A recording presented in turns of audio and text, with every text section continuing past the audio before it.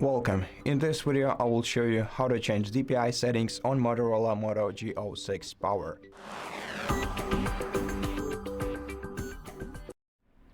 First you have to access the settings menu, and here scroll down to display section, then tap on it to open. Now in display, find display size and text, tap on this option. And now here, as you can see, you can change the font size and the display size by moving the respective sliders either to the right to increase the size or to the left to decrease it. You can also make the text bolder or increase the contrast of the text by swiping the respective toggles to the right.